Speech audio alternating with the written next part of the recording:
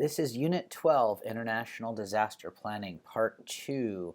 The unit objectives for this week is to explain the role of citizen participation in disaster planning, to explore survivors' perceptions of community resilience post-earthquakes, to examine the relationship of risk and government-sponsored disaster insurance across multiple countries, and to examine the importance of social capital after disasters. The readings this week are from Kim, Dunglu, Karnasi, and Eichzer. Probably butchered those names. McAvaney, and Musselin, and Shimada. This week, your assignment is to select two different countries that have experienced a large-scale disaster and describe the similarities and differences in disaster and recovery planning. This is your Canvas discussion forum topic. Please post your response by Sunday and make sure you respond to 3 other students by the following week. So the first reading takes a look at the United Kingdom.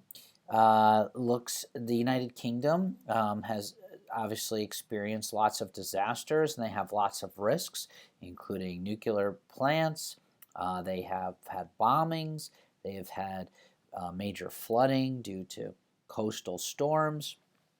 And in the UK, the Civil Contingencies Secretariat is a cabinet office of the UK Parliament. They're basically the Department of Homeland Security in the UK. They also have what's called the Emergency Planning College, which conducts trainings and teaches folks that work for government how to better prepare themselves. The Civil Contingencies Act of 2004 requires emergency services and local authorities to cooperate and share information with each other. This is good information for us to glean in trying to figure out how we can maybe take lessons from the UK and other countries we're going to discuss this week and bring it back to the United States. They have official guidance, which is basically what they call policy.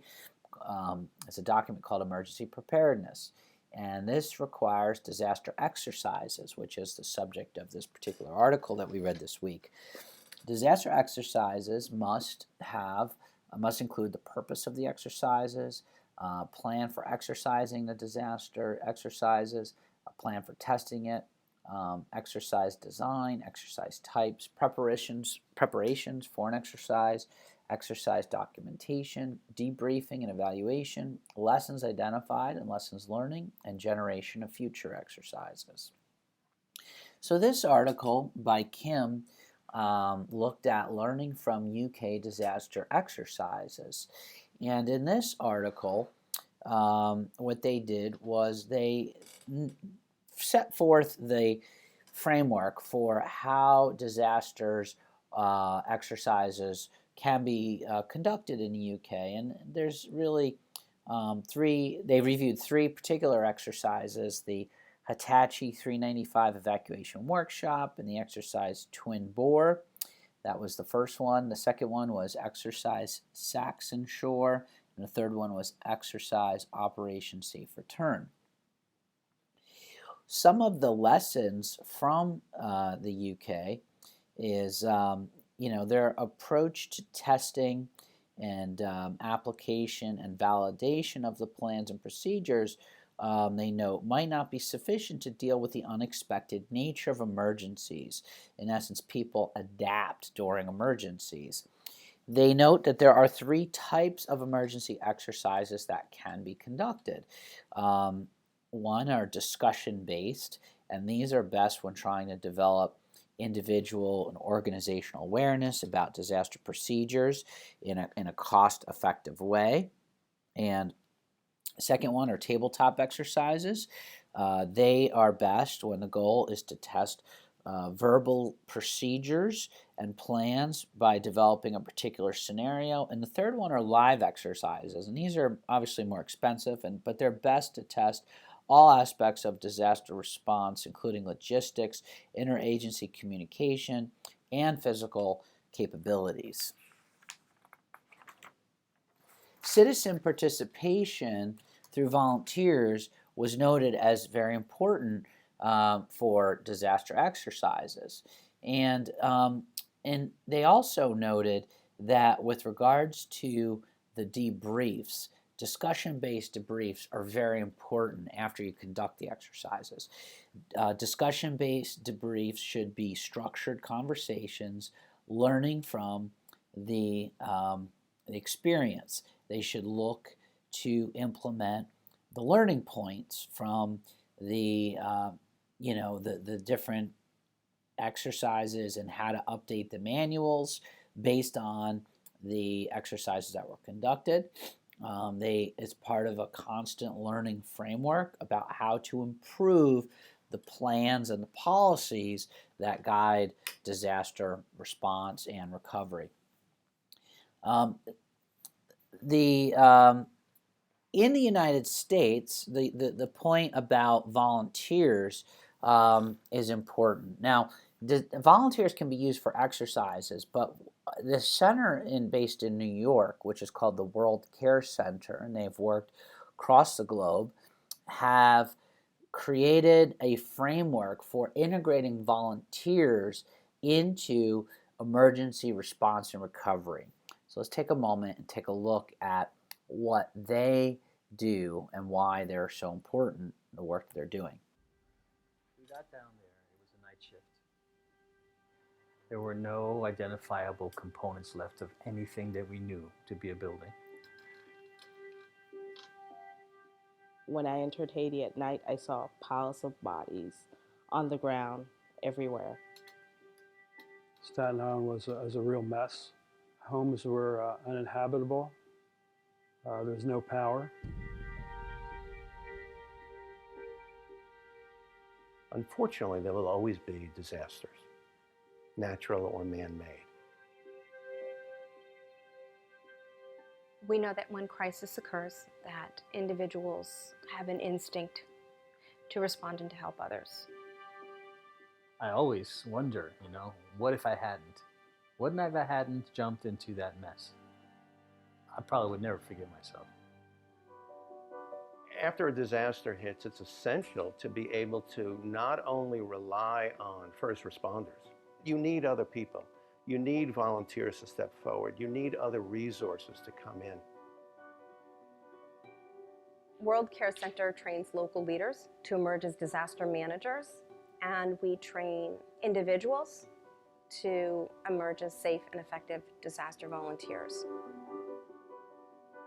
What goes wrong in most of the disaster risk management initiatives is that they start from the top and they are supposed to go to the bottom. And by the time they reach the bottom, there's virtually nothing left. A lot of what happened during the earthquake in Haiti, supplies came in, they were hoarded by whomever, they never got to the people. The World Care Center approach is quite different because it starts from the ground, starting off with the communities and bringing that knowledge and that capacity up. We found the people who were responsible in the communities. We gave them the supplies. By focusing on those that are affected by the disaster, we are in essence reducing the harm and suffering that occurs and increasing the resilience of that community. Hurricane Irene was a terrific storm in our community. World Care Center was kind enough to come and train our group of leaders who then went out and ran crews to do the cleanups. In any community, there's a lot of people that either don't know who to contact or can't afford to make the necessary repairs to their house. And that's where World Care Center comes in. Once you have the experience of actually going in and making a difference after a disaster, you're ready to go the next time. When Superstorm Sandy struck, we were readily equipped and able to take action immediately. I wish there was an organization like this that had trained me before I went down there. We could take this information, we could spread it out, maybe make it a little easier for the next group of people that have to go through it. World Care Center exists to help people that have less. In doing so, they save lives. Everybody has a part to play in this world, and if you're doing something positive, you're moving in the right direction. What really is left in life if you're not going to help your fellow person? Everyone has the potential to be a leader. Everyone has the potential to be that go-to guy, that helper, that light in the darkness. Everyone has that potential, and they can actually better fulfill that potential if they're prepared. And that's what World Cares does. They get you ready for anything.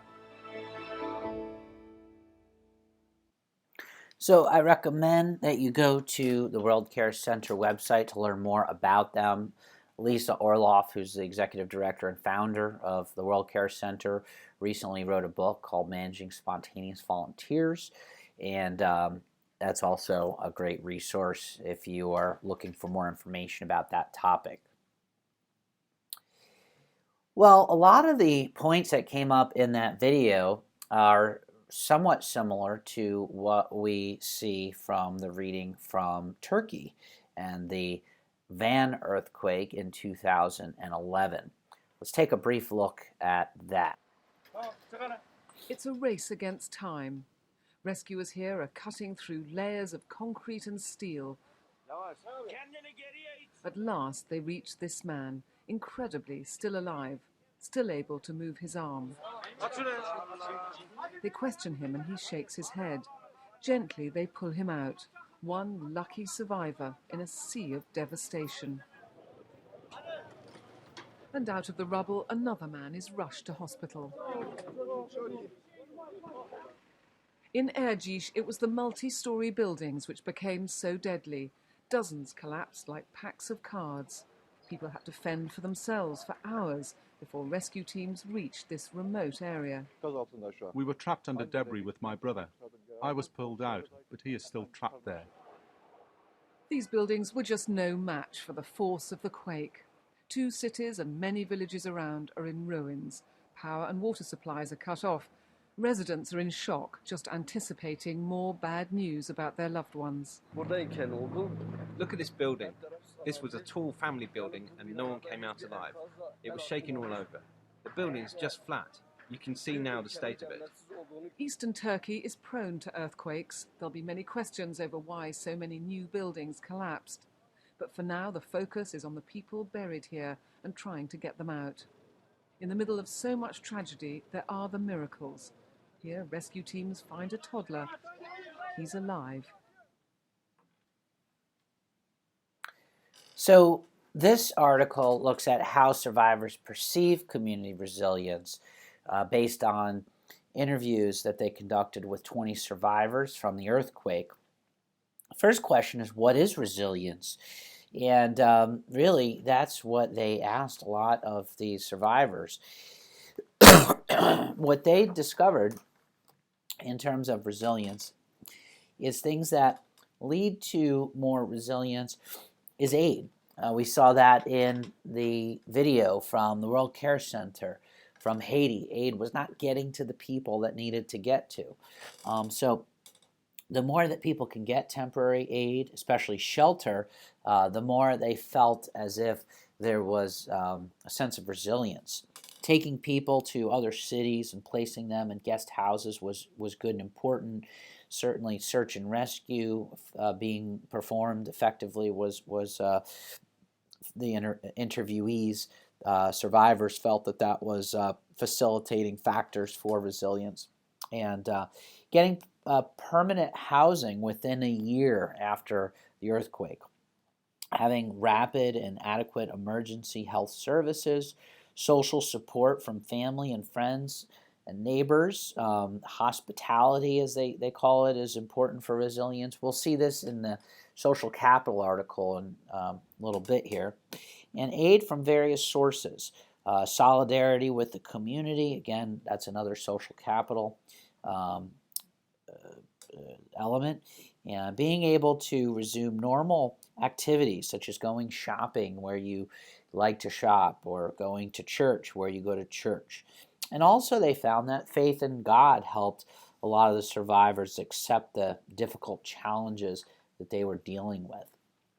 Some of the hindering factors reported on in the article were problems in the provision of aid and services and the aid distribution and insufficient amount of aid.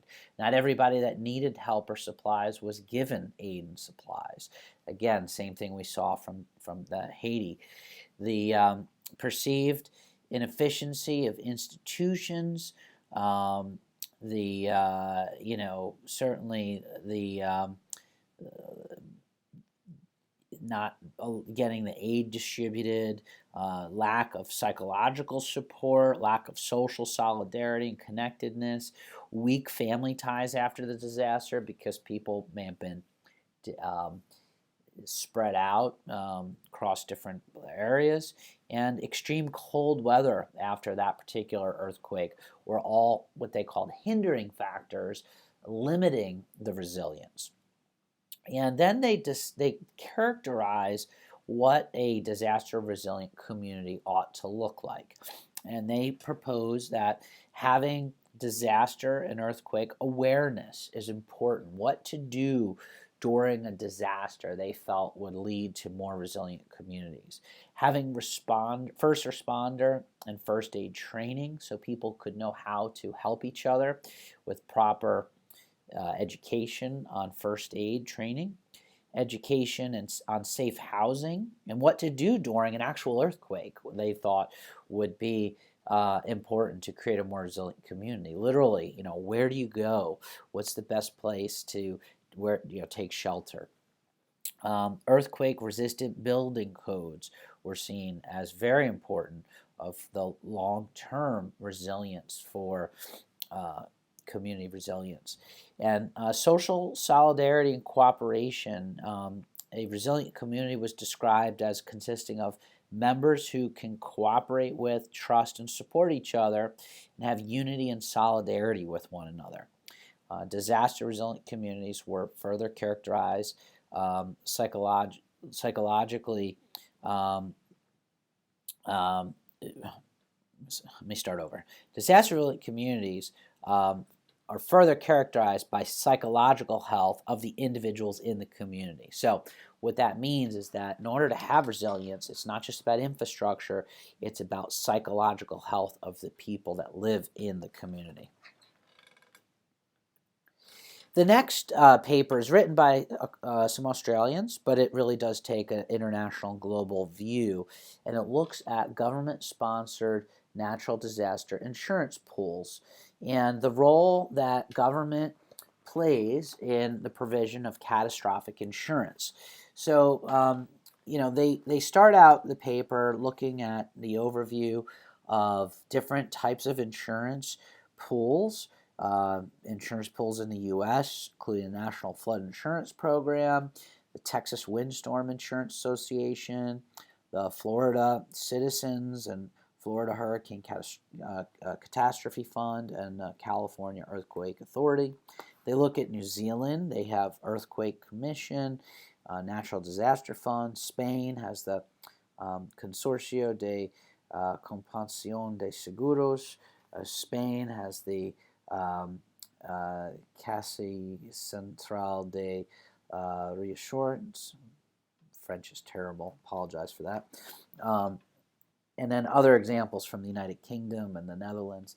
But the questions are how to price risk and how do you deal with deficits when the demand on insurance programs is greater than the amount of money in those particular programs. Then they get into looking at the role of incentivizing resilience. And they note that it's impossible to overlook the role of poor land use planning. And in that, they provide some examples in Australia from the 2009 wildfires in the state of Victoria and the 2010 and 2011 Queensland floods.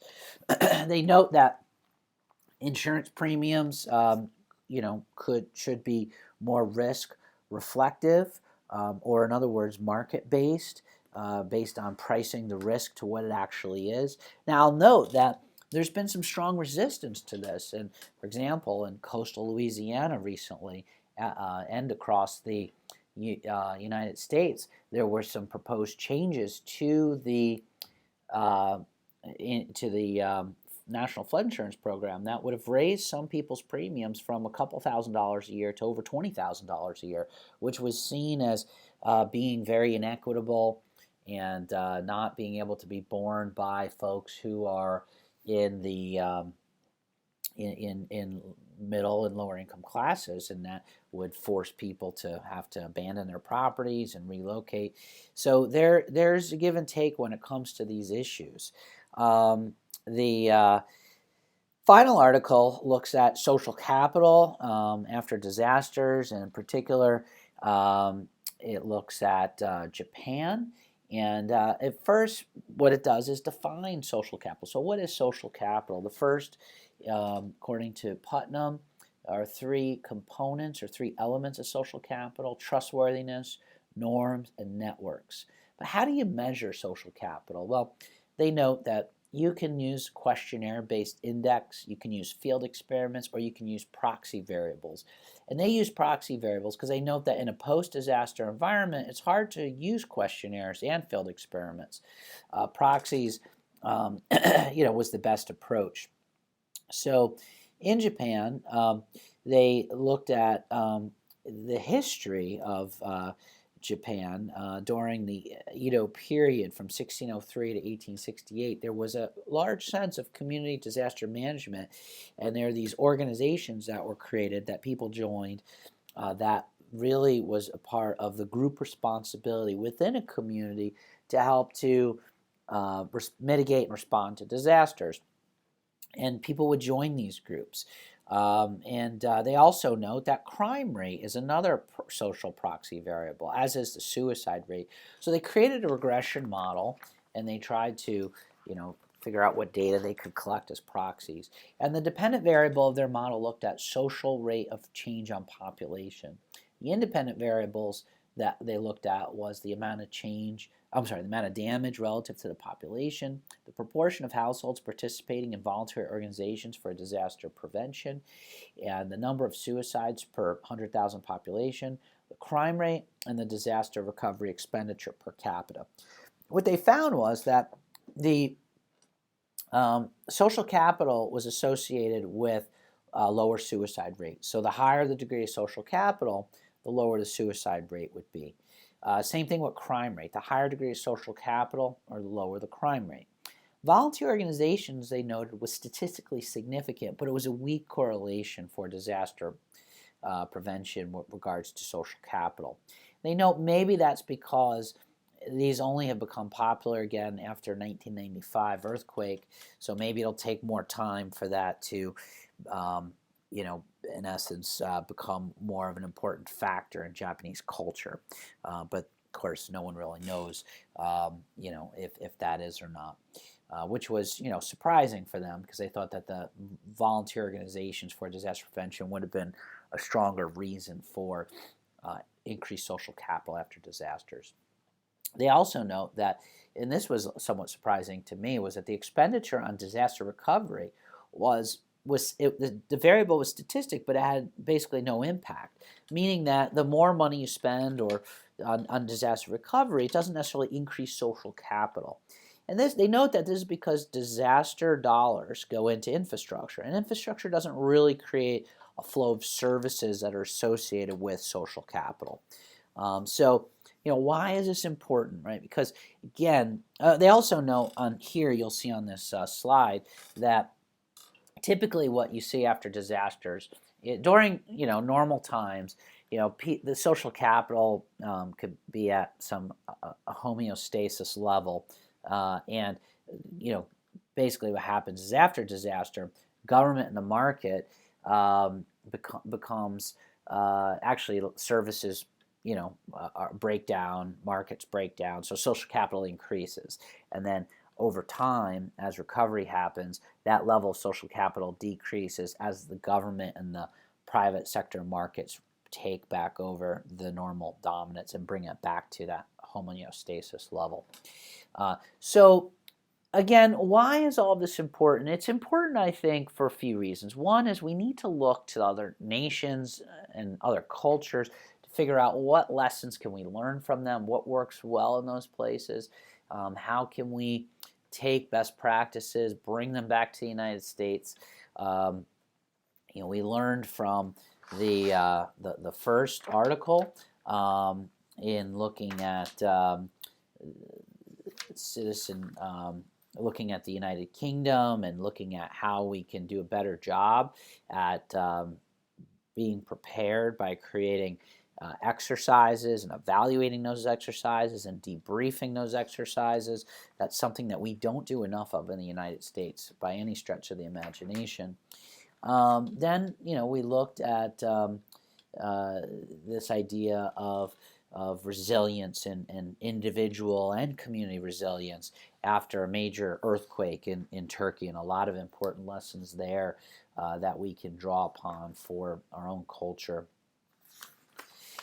Then we looked at these government-sponsored insurance pools and how they compare around the country. And the point of that article was to take lessons internationally and apply them to the Australian experience, but we can take those same lessons internationally and take those best practices and incorporate that into the policies in the U.S. And then we looked at social capital after, in Japan, after kind of a time series of data from 1981 to 2012, and what social capital means and why social capital may be important and how it's differentiated from what the government does in building infrastructure and what the market does. Social capital is a third dimension that is really important to the individual sense of resilience, so much so that it even ties into suicide rate and crime rates, which really impacts people's day-to-day lives. So that's the end of the Unit 12 lecture. Thank you very much. Next week is the last substantive lecture. It will be planning for a sustainable and resilient future. And hope you have a good week.